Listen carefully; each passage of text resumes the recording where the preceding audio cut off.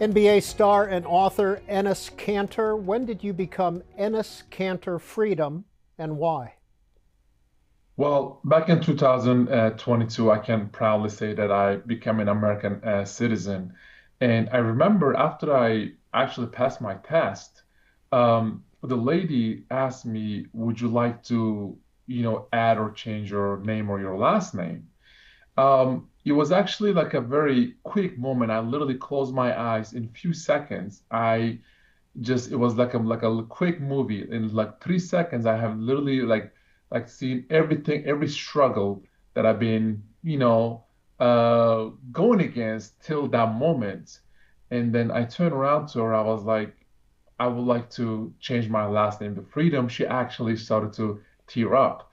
I wish I could tell our audience and especially all the young kids out there how fragile and important that word is. So I wanted to make that word part of me and literally just carry it everywhere I go and put it behind my jersey so I can inspire millions of kids out there. You write in your new book, In the Name of Freedom, Mhm. that being raised in Eastern Turkey, you were taught to hate Jews and Americans. Mhm. Well, it's actually a very interesting story because so if you are a politician in Middle East and if you want to be elected again, you do a couple things. You attack America, you attack the West, you attack Christian people, and you attack Jewish people. And unfortunately, the base is so uneducated. They're like, wow, look at our leader. He's standing tall against America. He's standing tall, strong against the West. Let's vote for him. And every politician uses that. So that was pretty much like the case when I was growing up. And I remember, one day I went downstairs to play with my friends who are not even teenagers. I was 9 years old, as well as my friends. So my little friends, they were burning American flags and they were breaking crosses. And I remember asking one of my friends, I'm like, guys, what are you doing? They said, well, we should hate America. We should hate the West, hate the Christians, hate Jewish people. Um, you should hate it too. And they gave me a flag to burn it. It was an American flag. They gave me a flag, they gave me a lighter, and they said, burn it. I literally looked down. I'm like, this is not a right thing to do. I threw the flag down. I ran upstairs to my mom. I was like, Mom, my friends are telling me to hate America, hate Christian people, hate the West, hate Jewish people. What do I do? My mom said, I'm not going to tell you what to do, but do not hate anyone before you meet them. So that day, I gave a promise to my mom. And going forward, I never hated anyone till I met that person. And then, literally 8 years later, when I was 17 years old, I came to America for the first time. I even remember asking my dad, when my dad said, "Enough is enough. You're going to America. You're gonna get your education there and play basketball." I even remember like asking my dad, "Do you really want me to go to Devil's Nest?" And he said, "Go and see it yourself." And came here for the first time and I realized that everything that I learned when I was growing up was just false. Mr. Freedom, tell us about the Kanter family. So my mom and my dad and my sister still back in Turkey. My dad was one of the biggest scientists in Turkey, and because of the things that I talk about, unfortunately, he got fired from his job. My mother was a nurse, and then my sister went to medical school for 6 years. It's a very education, that they care so much about education. Even when I told my dad that I want to play basketball, he did not want me to play any sports at all. All he cared about was me going to school and focus on my schoolwork. And I remember, they care so much about democracy and freedom and justice. Because of the things that I talk about, my dad got fired. My sister went to medical school for 6 years and she still cannot find a job. My little brother, he wanted to be like me, play basketball in NBA one day, but because of the same last name, he was getting kicked out of every team. So they were getting pressured so much they had to put a statement out there and said we are disowning Enes. And And the Turkish government didn't believe that. They sent police to my house in Turkey and they raided the whole house and they took every electronics away, phones, computers, laptops, iPads, because they wanted to see if I am still in contact with my family or not. They couldn't find no evidence, but they still took my dad in jail for a while. So, I mean, I cannot thank enough to my mom, my dad, and my whole family pretty much because they are the reason that I'm so open-minded, that I care about dialogue, interfaith dialogue, and that I am who I am today. When was the last time that you spoke to them or communicated with them directly? So I have a brother who plays basketball in Korea. He comes to visit me a couple times a year. So I do have a good communication with him, but other than that, I don't have any kind of communication because unfortunately in not only in Turkey but many countries, people they listen phones and they track down IP numbers. So when after my dad got out of jail, they were really scared and they didn't want to have that experience again. So they told my brother that it's best that we communicate NS over you. So I do talk to my brother, a lot, but other than that, I can't because of the things that are happening in Turkey. Well, Enes Kanter Freedom, for those who may not know, what is it that got you in trouble with the Turkish Mm. government? So back in 2013, there was a huge corruption scandal happen.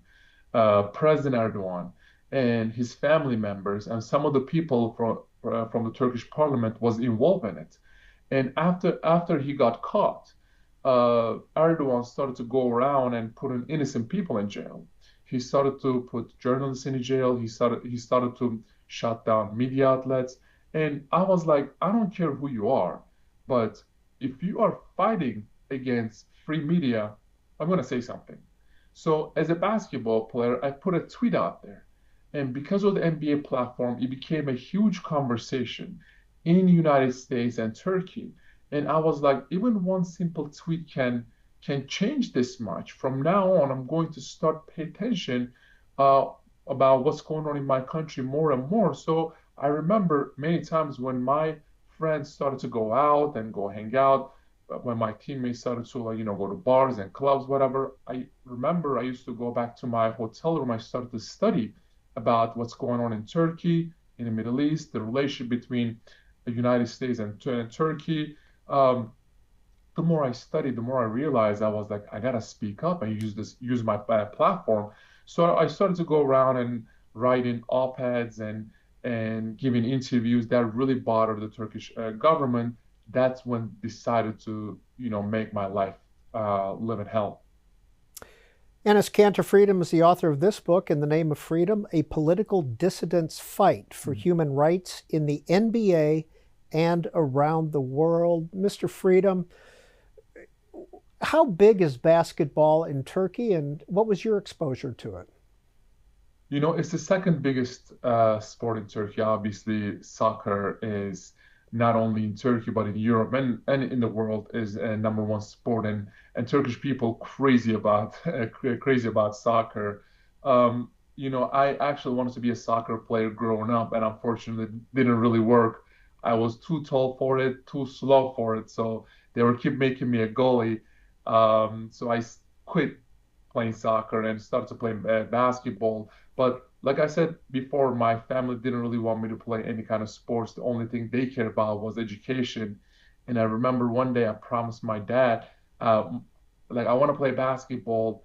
I need you to help me. My dad said, if you only promise me one thing, I was like, what is it? He said, you have to promise me that you are going to be a good student before being a good basketball player. You're going to put schoolwork first and then basketball. And I promised them. And when I was 17 years old, it actually talks about it in the book. My club team, Fenerbahce, offered me a millions of dollars contract. And A Turkish club. Turkish club. And if I took that, contract, then my my school work was just going to be done because in Turkey you either have to pick sports or education. Um, my dad said, you gave me a promise. I need you to play basketball and get your education. That's why you're going to America. I remember asking my dad, I was like, Dad, if I take this money, me and my like that, all of us, the whole family will be set the rest of our lives. He's like, I don't care. I need you to do your schoolwork and play basketball. And then I was very shocked. I said, okay. And as a 17-year-old kid, I turned down millions of dollars, came to America for the first time. And then after that, start playing basketball. Well, Enes Kanter Freedom was drafted third in the NBA Mhm. draft in 2011. Mr. Freedom, the Hizmet schools are a Mhm. big part of your story. What are those? Yeah. Huge part of my story because his math in English it's called service. So group of people we call it a Gülen movement.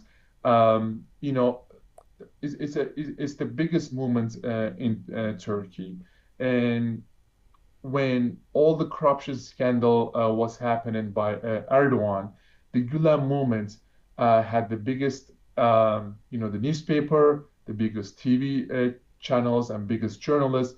This was the only group that came out and started to, said, Erdogan, you're stealing from people. Erdogan, stop stealing and stop putting innocent people in jail. That's when Erdogan started to blame all these wrongdoings to Gülen movement.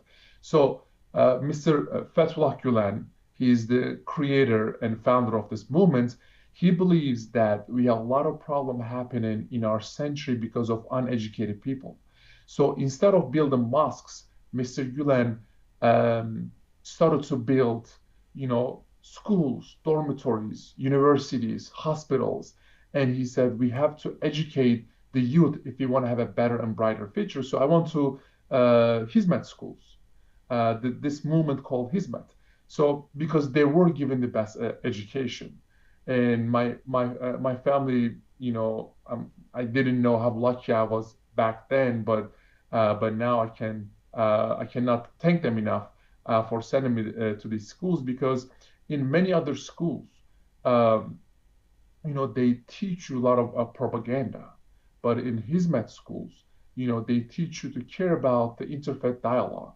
They teach you to respect other people, respect other religions and cultures and other colors. So that's why the reason I am who I am today after my family is because of I went to Hizmet schools. And then after that, after I came to America for the first time, I actually met with Mr. Gulen, and that inspired me so much. And I was like, we got a lot of work to do, and I cannot wait to start.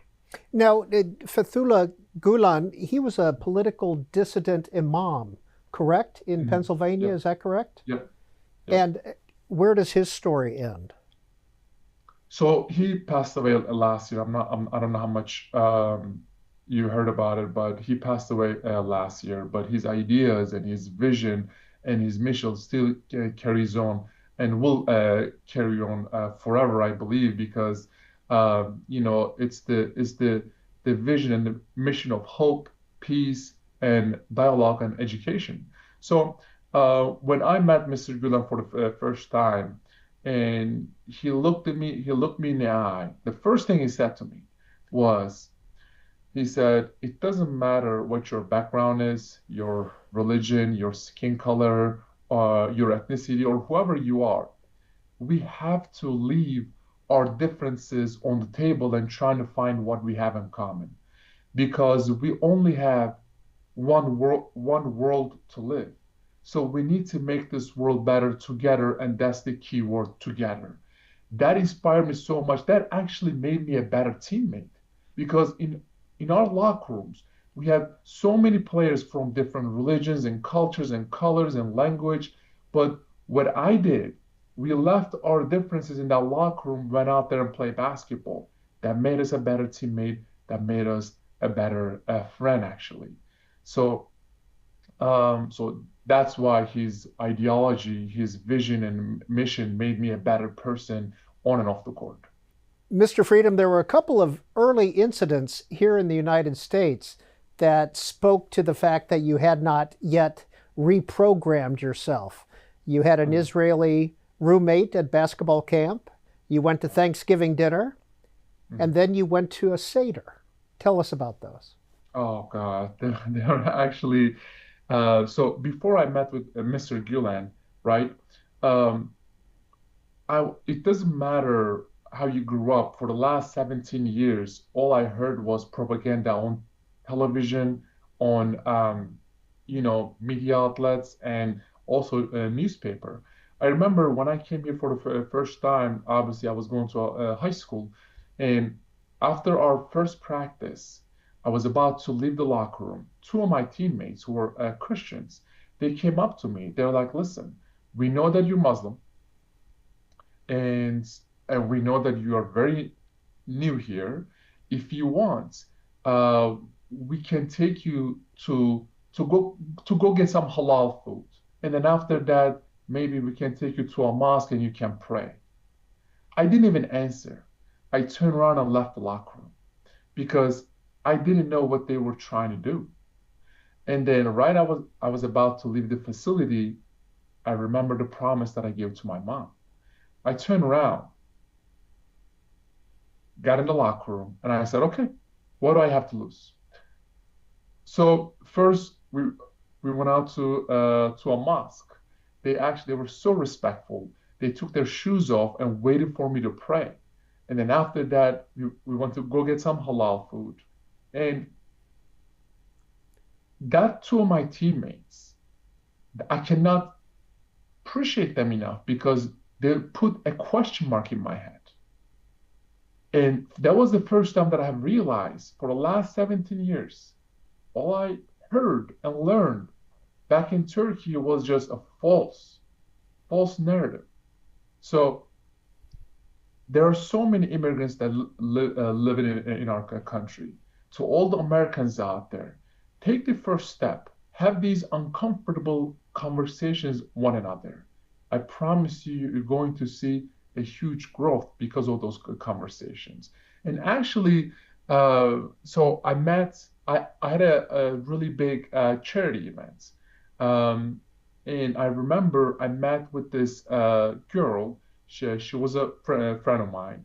And then we started to, talk, and she was helping me with my English, and she was helping me with so many other things. And I remember one day, she called me and said, "Would you like to come to a dinner?" I was like, "Sure, I'm free Thursday." She's like, "No, no, no, no. I want you to come Friday." I was like, why does it have to be Friday? She said, "Well, that's when our big dinner is. It's called Shabbat." I was like, "What's a Shabbat?" They said, "Well, that's our religious dinner." I was like, "I'm confused. What are you talking about?" She said, "Well, just because I'm Jewish, as soon as I heard the word Jewish, I hang up the phone." And I was like, I cannot believe all this time I was friend with a Jew, and I just had a conversation with someone who's Jewish. I was like, am I going to hell? And I remember that night I was like barely slept because I was like having friends, like becoming friends with Christians are fine, but becoming friends with Jew, I was like, there's no way. But then I remember the promise that I gave to my mom. So the next day, I called her.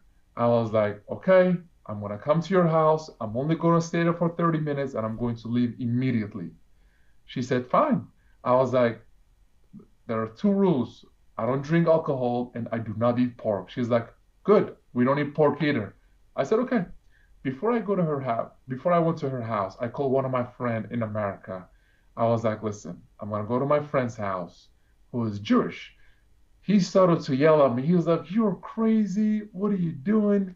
They're gonna eat babies. They're gonna drink blood. Then you're not gonna be a good Muslim anymore. You're crazy." I was like, "Listen, I gave a promise to my mom, and I have to keep it.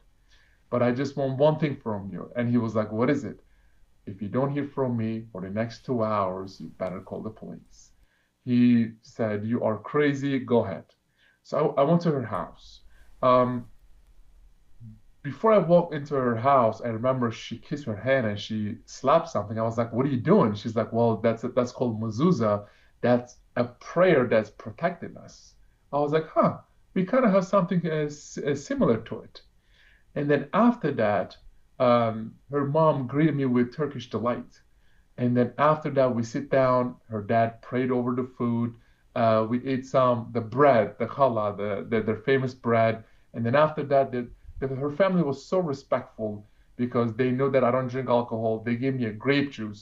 I like smelled a couple times, then wanted to make sure that it is really grape juice. I didn't drink it, still didn't drink it. But that day, it was one of the most amazing dinner I've ever had. When I left her house, her mom said, "Don't wait for a Shabbat. Come anytime you want. You're part of our family now." I started to get very emotional because there are thousands of kids in the Middle East growing up anti-West, anti-American, anti-Semitic, anti-Christian, just because of those hate speeches. So that day, I gave a promise to myself. I was like, whatever it takes, I'm going to do the work and start to inspire those kids who have no idea what's going on the other side. Did you tell your friend you were going to write about this in the book? Uh, I did. She was very happy. Well, she just said, "Don't mention my name," because obviously I have so many problems that are happening because of those dictatorships. I didn't want to put her in danger, but I did tell her that I'm going to write that. Enes Kanter Freedom, tell us about your first Thanksgiving in America. Oh God, that's even a crazier story. So my first Thanksgiving, obviously, that is the Thanksgiving. This was Thanksgiving after I met with my two of my teammates. Obviously, I met them, but I still literally like don't trust anything because this is like literally my like what a like I'm very new in America. So I remember I went to one of my friends' house for a Thanksgiving dinner, and I just thought I'm just going to a dinner. I didn't know what Thanksgiving was. And then after that, they basically told me, like, explained to me what Thanksgiving is. Obviously, my English wasn't that good. So I just got out of a practice. I had my backpack. I went to their house. Obviously, I don't really trust anyone at this point. I'm looking around. I'm very nervous. And then after that, we sit down on a Thanksgiving table. We hold hands. I did not want to hold hands. They were praying over the food and they were telling each other what they're thankful for. And I remember that I just didn't want to eat the food. The reason I didn't want to eat the food because I just didn't know what was inside of it. And back then it was so crazy because a Muslim didn't prepare the food. So I was like, you know what? I don't know if I could eat this. They said, it's fine, just leave it on the table. And I remember I opened my backpack while they were busy talking to each other, while they were just going around and singing whatever. I put the food in front of me. I put it in my backpack. I remember I put it in my backpack, and because I just didn't want to be rude at that point. And then after that, I remember the mom asked me, "Well, how did you like the food?" I was like, "I love it. It was delicious. Thank you so much." He said, "Which one was your favorite?" I didn't know what to say. I was like, "All of it." And then after that, after I left her house, I remember like all the gravy was just leaking out of my bag. I threw all my backpack in the garbage, but that was a Thanksgiving that I could never forget. Um, it was just a very beautiful learning experience because, opening your house to someone who's an immigrant to this country, someone who doesn't know anything about this country, welcoming to that person into your family. It was just a very beautiful experience. When I look back, I could never forget about my first Shabbat dinner. When I look back, I could never forget about my first Thanksgiving dinner. So for me, it was just a very crazy and same time very beautiful memory. What was the reaction in Turkey when you left to uh, try out for the NBA? So I left Turkey way before the NBA. I left. I wanted to, like I said again, I left because of education purposes. So I went to high school and I went to college, University of Kentucky. So first of all, my teammates had like couldn't understand what I was doing because on one side I have millions of dollars of contract, and on the other side, I'm gonna go to school and play basketball. Like a lot of my teammates said, like, are you crazy? You and your family will be set rest of your life, and you don't know if you're going to make it or not. You're taking a huge risk, and you're putting not only yourself but your family as well. You really want your mom and dad and your sister to work the rest of their lives? Like you can be set. Um, Again, I was like, when I give a promise, I keep it no matter what the consequences are. So um, obviously, my team like they really didn't like it because they wanted me to sign with them for 6 years and be their player and and play for them. And when I didn't do it, they got really mad and they called the NBA. Sorry, they called the NCAA and said Enes took some money from us and he shouldn't be able to play in college basketball and for that reason he should come back to the Turkish club and start playing for us. But I was like, I don't care what happens, I'm not gonna go back, and I didn't.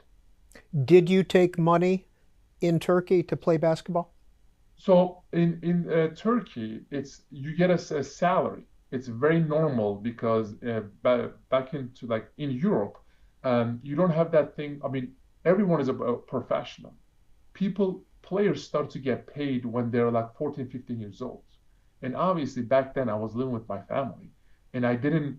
So I couldn't have a bank account because I wasn't even 18 years old. So everything was put in under my dad's name, the money and everything. So I didn't even touch that money. I wish I did. I didn't even touch that money. And they were blaming me taking money from my Turkish club team. I wasn't even allowed to have a bank account that early on my age. So it was all expenses that my club team paid me for it, which I didn't even take anything. I didn't even I was getting money from my dad, but unfortunately NCAA came back to me and said you took money and you're not allowed to play in basketball in college ever. And that broke my heart because um, the reason I came to America to go to college and play basketball, and now they're saying that I can't even play basketball anymore. Well, prior to basketball, you were in an elite high school, and you write in your book, sadly, it is a common practice in the elite ranks of American high school basketball for Mhm. advisors to shuffle players from school to school with little Mhm. regard for whether they are being prepared well for life beyond basketball. What are you referring to here? Right. So when I came to America for the first time, I went to high school, and obviously back in Europe, you started to like sign these shoe deals when you're like 15, 16 years old. So kids over there have literally shoe deals. So obviously I wasn't 18 again. I signed with a shoe company, right? And obviously I didn't sign it, my dad signed it. And when I came to America, and that shoe company sent so many emails to high school coaches and said, "Do not let Enes play because her dad signed a shoe contract with us." So I couldn't. I went to Las Vegas in a high school, the school called Finley Prep. Unfortunately, because of this contract that my dad signed, I couldn't play there. And then after that, I went to West Virginia, another high school there. Because of the contract, I couldn't play. And then I moved to a prep school. Obviously, the rules in prep schools are a little different. Um, and then after that, I played prep school. And that 1 year, I only focused on obviously class because I really wanted to take my SAT and then go to a college. And that was my whole goal, just really focus on my schoolwork, play basketball at the same time so I can go to a good college. So I signed with University of Kentucky, and then after that, NCAA ruled me ineligible forever. So no high school, no college. And I remember having a conversation with John Calipari. He was our head coach back then. He said, "Listen, you're never gonna play basketball ever again in college, but you're still part of our family. So if you want, uh, we can we can work around it." I was like, "What do you mean?" They said, "Well, we can make you an assistant coach so you can practice with the team." So NCAA said, "I'm not even allowed to practice with the team anymore." So they made me an assistant coach at the age of 18. So I start practice with my teammates and started to get ready for the NBA draft. And I got drafted back in 2011. I was the third overall pick, first round. And after that, literally like 10 or 11 days later, uh, news came out and said there's a lockout in NBA. I remember after hearing that news, I was like, couldn't play high school, couldn't play college, and now I can't even play NBA. I was very down. I was very frustrated. I started to ask, like, to myself, am I ever going to be able to play basketball in America ever? Um, And then like my agents and a lot of my like a lot of people around me said, listen, patience is the key. Just keep being patient. This lockout will end, and then you're gonna be playing basketball. And then a few months later, lockout ended, and then I started to play basketball then. Mr. Freedom, did all this test your faith? Of course, I think that's like the one thing that I really like. The reason I didn't I didn't go insane because of my faith. Like think about this: you turning down millions of dollars, coming to America, trying to play high school, which they say I cannot play. Trying to play college, they say I'm not even allowed to practice with the team. And then I got drafted. Finally, I have a team. I'm so excited. Third overall pick. And then after that, there's a lockout. I mean, throughout this process, definitely my faith played the biggest role because I was just very down myself, and I was like, what do I do? Am I ever gonna play basketball ever again in this country? But I think just like praying, meditating, and just keep just practicing definitely helped me a lot go through that process. Do you consider yourself a strong Muslim today? Yes, I still practice. I'm my religion. I pray 5 times a day. I fast during Ramadan. I try to do the best I can to just do what my religion tell me to do. So yes. Now, you used the term halal. What does that mean? Mhm. So halal is very similar to kosher. Obviously, when you cut the animal, um, you before you cut it, you start with a blessing, and then after that you cut the animal in a certain way. It's the most healthiest way I heard.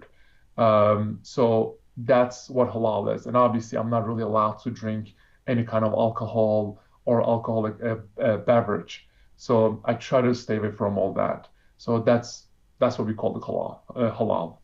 Before we move on from college, you were not allowed to play at the University of Kentucky, even though you were a Wildcat. What do you think about today's rules with the name, image, likeness? I mean, it's changing a lot. It's not enough, but it's changing. NCAA itself, when I was playing, NCAA itself was making billions of dollars, and on the one side, and the other side, you're not even allowed to buy a meal to a player. It's against the NCAA rules. So I feel like NCAA is a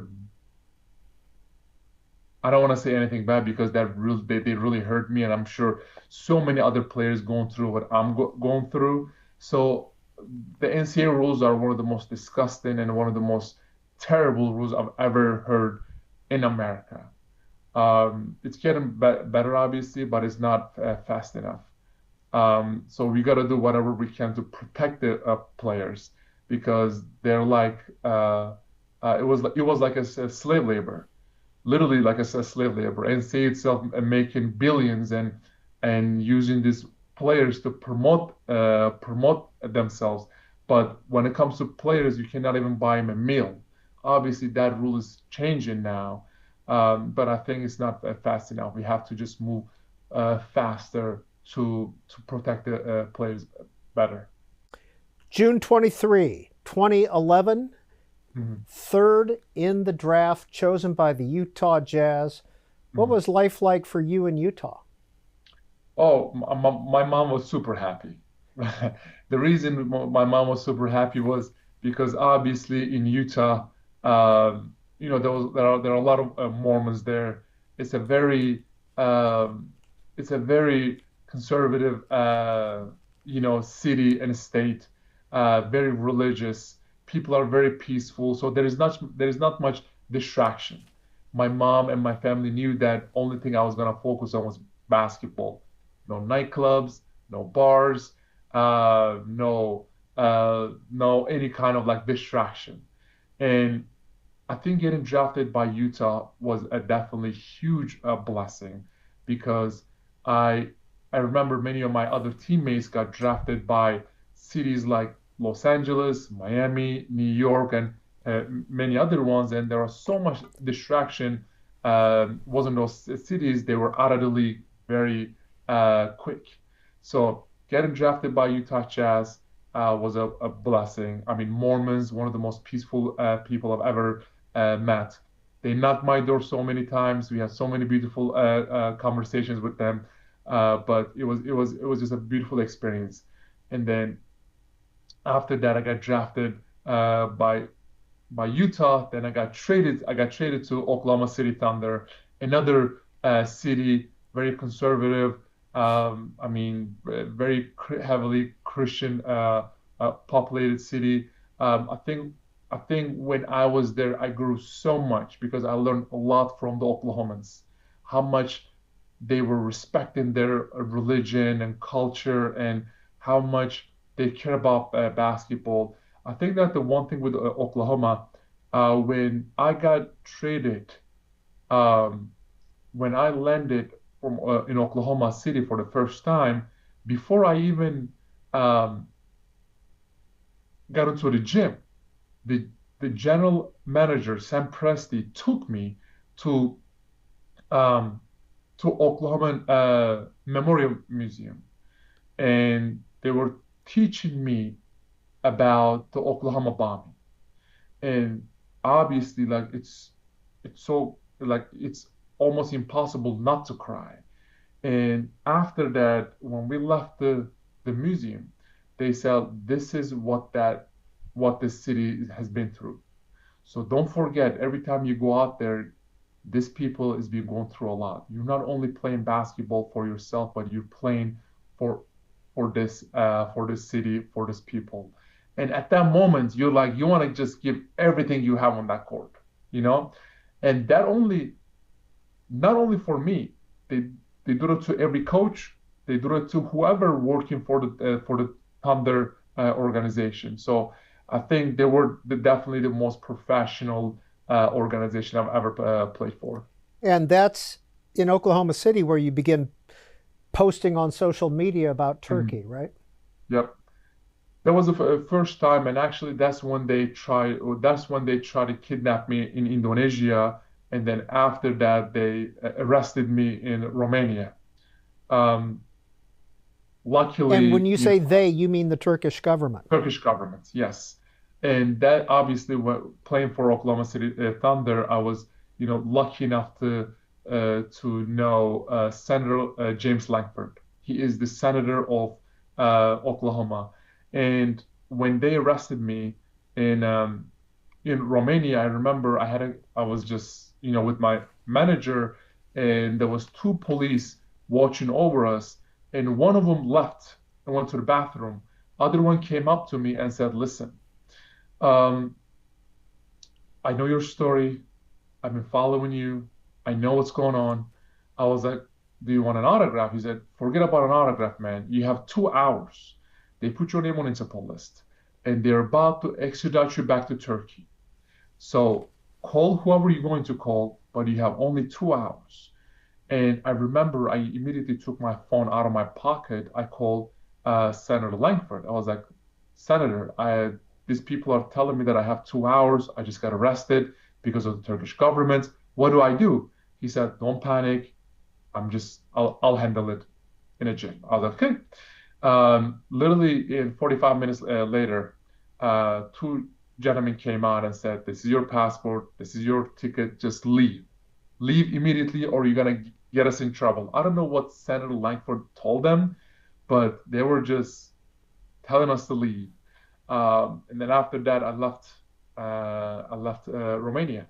Mr. Freedom, what kind of things were you posting on social media that got you in such trouble? So I was posting about all the corruption scandal that is done by Erdogan, and I was posting things like free media, free all the journalists. I mean, you yourself, you're a journalist as well. Just think about just because of what you talk about or what you write, they put you in jail. The Kanter family put out a statement in 2016 that read in part, quote, I apologize to the Turkish people and the president for having such a Mhm. son. His statements and behavior trouble our family. Right. Were you surprised by that? Well, I was not surprised at all, I will say, because obviously they were gonna do best they can to protect themselves because not only my mom, my dad, or my sister, like rest of my family was getting affected as well. Like many of my uncles were getting fired from their job because of myself. So after they put that statement out there, I mean, it didn't really work because they didn't believe in that statement. They still came to my house. They still took my dad in jail for a while. But luckily, with media in America and politicians, we put so much pressure on Turkish government. They had to let him go. But the thing is, I mean, if I know that one day I will see my mom and dad, and when I meet with them, uh, they are going to explain to me why they did that.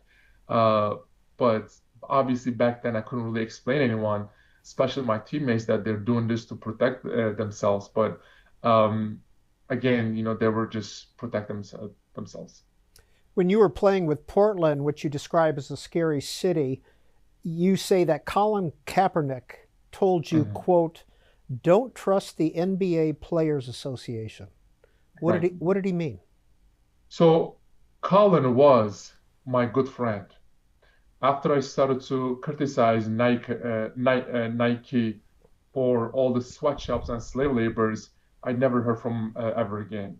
But before that, when I'm fighting against only Turkish government, I had so many conversations with him on social media and in person. We actually have a lot of pictures out there. And this guy used to send me gifts once a month. I have so many of his jerseys, like signed jerseys, still in my closet. Um, Obviously, they were comparing me and Colin Kaepernick a lot because of what he said. Because of what he said, a lot of people said he was out of the NFL because of his outspokenness, and people are saying that I was out of the league because of my advocacy. But when I had a conversation with him, he was always telling me that, listen, do not trust the player association because if there is no NBA, there is no player association. So if you want to go get a lawyer, make sure that has nothing to do with the player association because the player association relies on the NBA. I actually uh, finally have seen it because of when I started to talk about the problems that are happening in China, when NBA started to lose millions of dollars, the NBPA, the Player Association, was the one that put in the most pressure. So I finally believe what he would try to say when I started to fight against the Chinese government. Where did you get the idea to paint slogans on your basketball shoes? So I had a basketball camp with the Congressman Hakeem Jeffries in his district. And after the basketball camp, I sit down, I was signing autographs one by one. And I remember I signed for this kid, and he was taking a picture with me, and then his dad called me out in front of everybody and said, "How can you call yourself a human rights activist when your Muslim brothers and sisters are getting tortured and raped every day in concentration camp in China?" And I'm still smiling for the camera. I turned around to that parents. I was like, "I promise I'm going to get back to you." So I started to study about what's going on over there. The Tibetans, Hong Kongers, Uyghurs, Taiwanese people, Falun Gongs, Mongolians. And I'm like, I don't care what it takes. I'm going to stand up for these people. I wanted to do it in a very unique way because what I care about was inspiring the next generation. So I remember when I was a kid, I grew up as a Lakers fan. And whenever I watched the Lakers, the first thing I was looking at was the players' shoes, what color they are, what brand. And the next morning, I was waking up and telling my dad, "Please buy those shoes for me." So I came up with this idea. I was like, I'm going to reach out to all these artists around the world who's been persecuted by their government, and I'm going to tell them to put all the struggles on a shoe, and I'm going to go out there and play basketball. I researched a lot. There is no rule against it because back in 2020, and during NBA bubble, all the players they were putting on their shoes Breonna Taylor, George Floyd, Black Revolution, Black Lives Matter. So I was like, fine, there's no rule against it.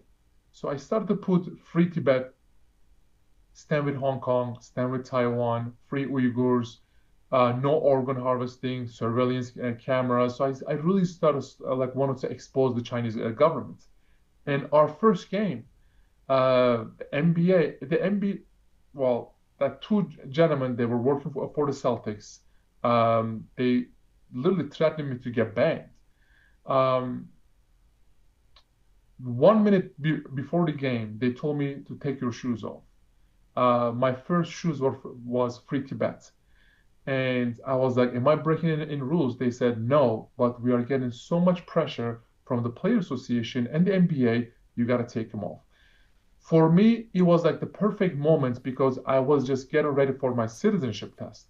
So I closed my eyes. I was like, okay, we have 27 amendments. And my first amendment, freedom of speech, I turned around. I was like, no, I'm not taking them off. And after that, first half, I went into locker room.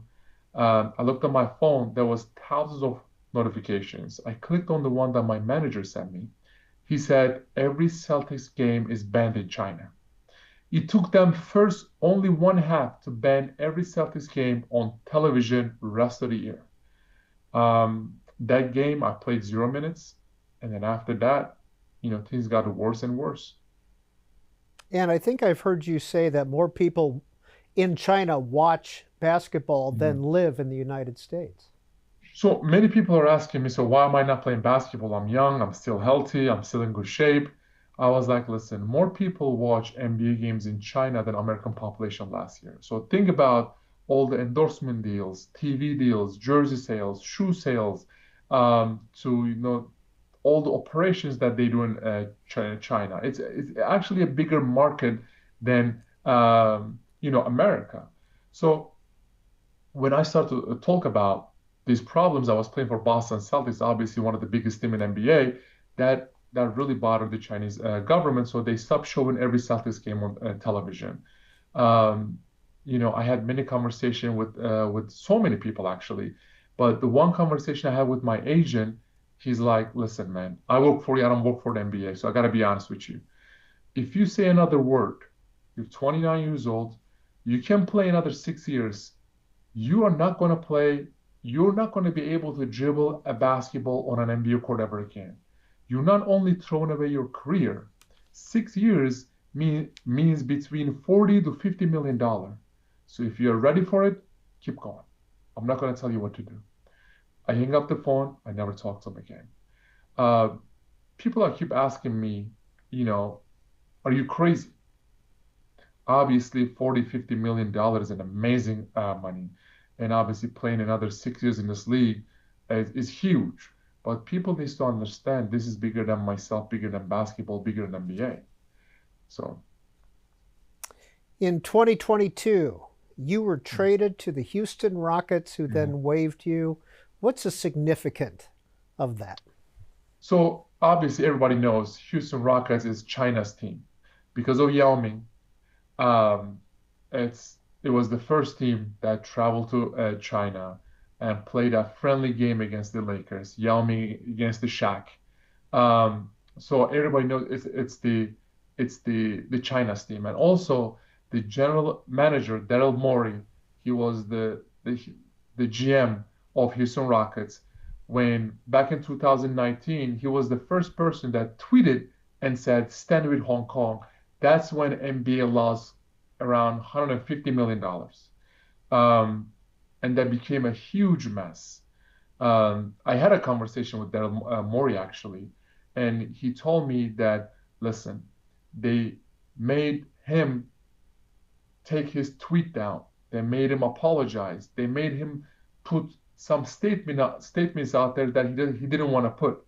He told me that you don't take your tweet down, you don't apologize, you keep doing what you're doing because there's no another athlete is going to do what you're doing right now. So keep going. So Houston Rockets, everyone knew. Actually, I played my last game with the Celtics against Brooklyn Nets. A day later, there was a trade deadline. And after the game, I remember all my teammates literally they were giving me hugs. They were shaking my hand and they were giving me a goodbye. Everyone knew that a day later, I'm either going to get released by the Celtics or traded and get released by another team. So they were giving me hugs and goodbyes, and that's literally what happened. A day later, I got released by Houston Rockets. First, they traded me, Boston Celtics, to Houston Rockets, and then they traded me, and I got released. Enes Kanter Freedom, you sent out a tweet at one point about LeBron James. Sad and disgusting how these athletes pretend they care about social justice. They really do shut up and dribble when Big Boss says so. Yeah. So obviously, LeBron James is one of the most, magical and one of the best basketball player ever touch a basketball. And I remember when the problems were happening in America, he was one of the first athletes that came out and said he's more than an athlete. He's a social justice warrior, and he talked about so many problems are happening in our country. And when they asked him about the problems that are happening in China, he said, "Oh, I don't know enough. I'm not educated enough," which is a 100% lie, because he knows that his shoe, his clothes, and everything the shoe brand Nike that he signed a $1 billion lifetime contract with, that is used slave laborers, and his shoes being made by slave kids back in China. So I wanted to call out his hypocrisy because obviously he is the face of the league, and every time there's something happens, he's the first person that came out and talk about it. So I don't want to only single out LeBron. Obviously, there are so many other players who's been a Nike player or other Chinese shoe brand company that is signed with a lot of big time money, but that was the reason that I called them out. Nike has a lot of power in NBA policy. Nike is like a mafia, yes. I mean, everything is being controlled and run by Nike for sure. So it's everyone, and actually every player knows that. That's why I've never in my life said I want to educate a player, because some of the players knows these conversations better than me actually.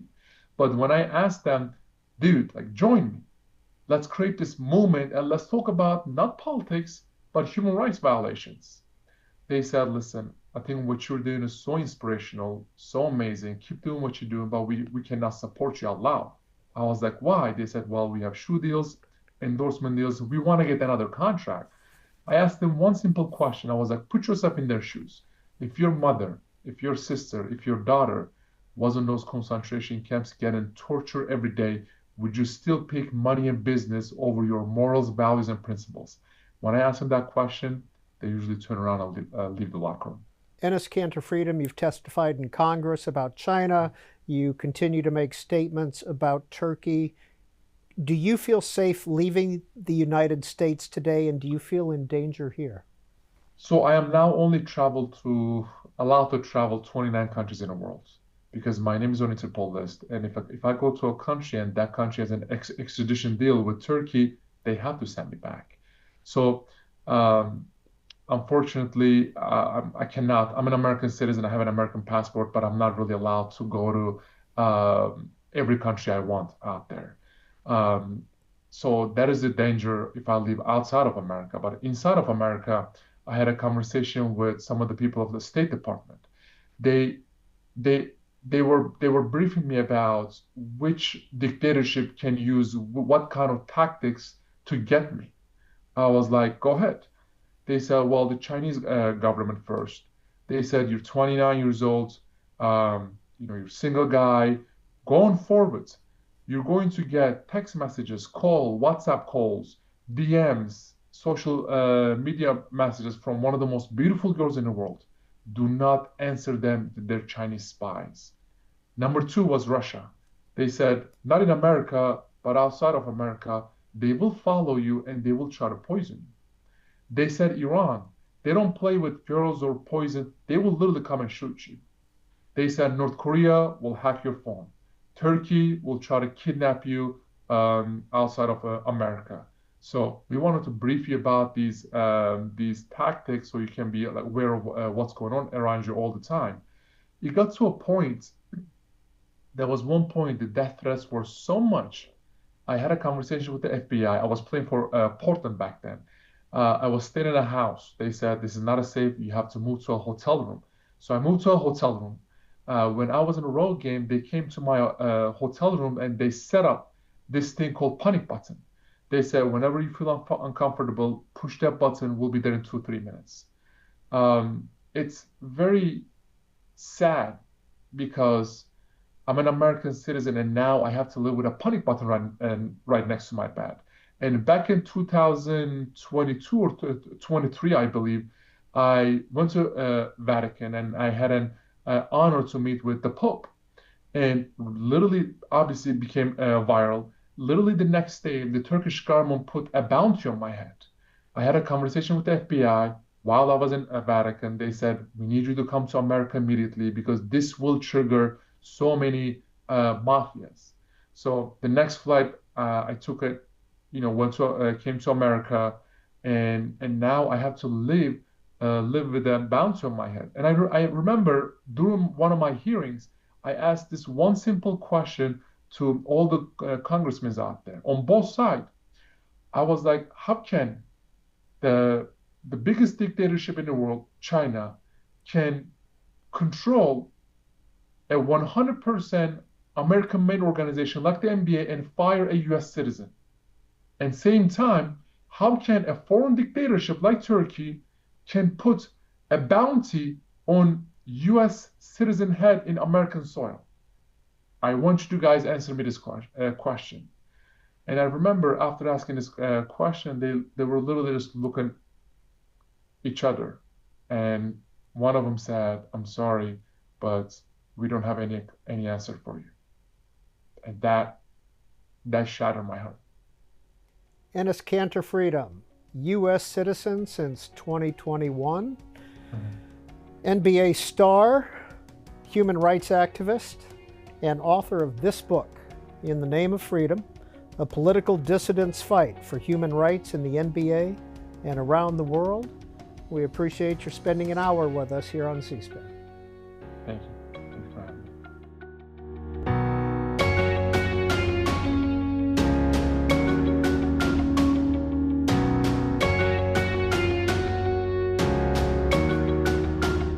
All Q&A programs are available on our website or as a podcast on our C-SPAN Now app.